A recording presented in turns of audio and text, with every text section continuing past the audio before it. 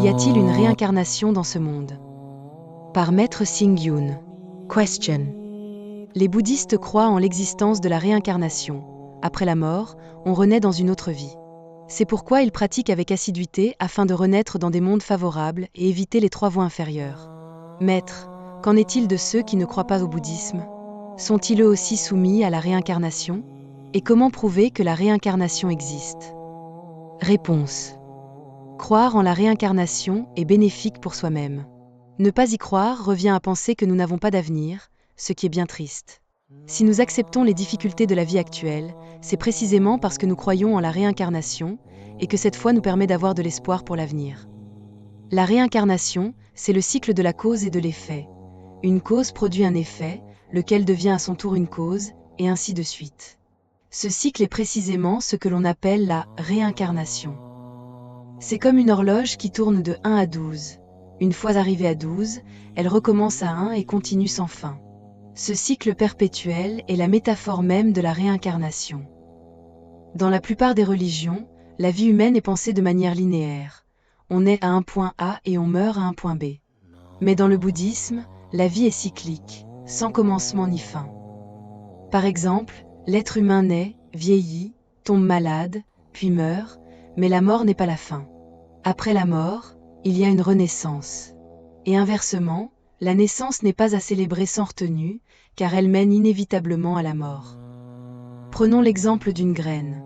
On la plante dans la terre, et si les conditions sont réunies, elle fleurira et portera du fruit. C'est ce qu'on appelle le processus cause, condition, résultat. Ainsi, lorsqu'on parle de cause à effet ou de réincarnation, il ne faut pas oublier l'importance des conditions. Quelles que soient nos actions ou les résultats que nous obtenons, tout dépend aussi des circonstances. C'est le principe de la causalité conditionnée, cause, condition, effet. Pourquoi boit-on de l'eau? Parce qu'on a soif. Et quand on boit, que se passe-t-il? La soif disparaît. Voilà encore un cycle de cause à effet. Que vous y croyez ou non, la réincarnation existe. Elle est une réalité nécessaire, conforme à la vérité. Et qu'est-ce que la vérité? C'est ce qui possède une portée universelle, une nécessité intrinsèque et une égalité fondamentale. Par exemple, la réincarnation ne s'applique pas seulement aux hommes mais aussi aux femmes. Elle ne fait pas de distinction entre jeunes et vieux, riches et pauvres. Tout le monde est pris dans ce cycle. Voilà pourquoi elle est universelle, égalitaire et inévitable, donc vraie. On dit, qui sème du melon récolte du melon, qui sème des haricots récolte des haricots. C'est le principe même de la réincarnation. Le monde passe par des cycles de formation, d'existence, de destruction et de vacuité. Le temps passe par les saisons, printemps, été, automne, hiver. La vie humaine suit les étapes de naissance, vieillesse, maladie, mort. Les légumes que nous mangeons deviennent nos excréments, qui fertilisent la terre et nourrissent les plantes, que nous mangerons à nouveau. Nous nourrissons les animaux, qui finissent par nourrir les humains, c'est un cycle. L'eau s'évapore sous le soleil, devient vapeur, puis se condense en pluie. Les fleurs et les fruits se fanent et produisent des graines, qui donneront de nouvelles fleurs. Même un fleuve qui coule vers l'est finira par revenir sous forme de pluie ou de source. La réincarnation est circulaire. La réincarnation est espérance. Elle peut nous conduire à un futur radieux, mais aussi nous faire tomber dans le malheur. Les alternances politiques, les fortunes et décadences des familles en sont des manifestations visibles. On dit, le vainqueur devient roi, le vaincu est un bandit. Mais chacun récolte le fruit de ses actes passés. La richesse ne dure souvent pas plus de 3 générations. Les dynasties impériales dépassent rarement les 1000 ans. Et comme le dit le proverbe, voyant mourir les autres, je suis saisi d'angoisse. Non pas par tristesse pour eux, mais parce que mon tour viendra. La réincarnation nous enseigne la loi de cause à effet. Elle nous révèle aussi l'impermanence. Les roues du train tournent sans cesse, elles avancent. Les hélices des bateaux tournent aussi, mais peuvent aller à gauche ou à droite. Nous, les humains, sommes pris dans le cercle vicieux de l'illusion, du karma et de la souffrance. Nous tournons sans fin dans la roue des renaissances. Même si nous ne craignons pas l'anéantissement, il est difficile d'échapper à la douleur du cycle. Un poème en 4 vers l'exprime parfaitement. Si tu veux savoir quelle cause tu as semé dans tes vies passées, regarde ce que tu vis dans cette vie-ci. Si tu veux savoir quel sera ton avenir, regarde ce que tu fais maintenant. Voilà la plus belle explication de la réincarnation.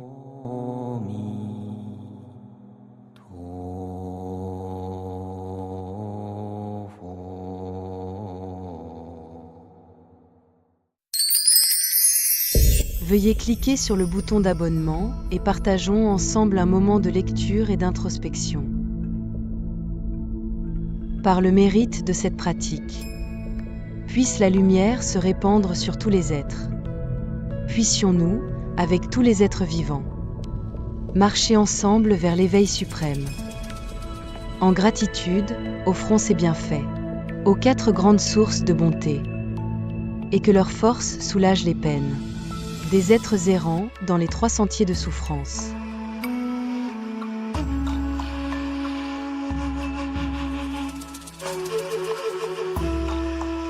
Que quiconque entend ou contemple ces paroles éveille en son cœur l'esprit du Bodhisattva, et qu'à la fin de cette vie passagère, nous renaissions ensemble au pays de la joie parfaite. Namo Amitio Pho, hommage au Bouddha de la lumière infinie.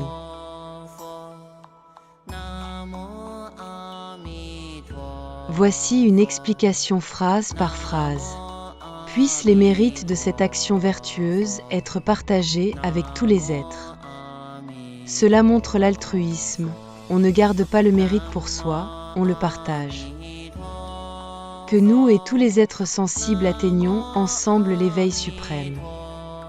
L'objectif n'est pas personnel, mais universel, mener tous les êtres à la libération.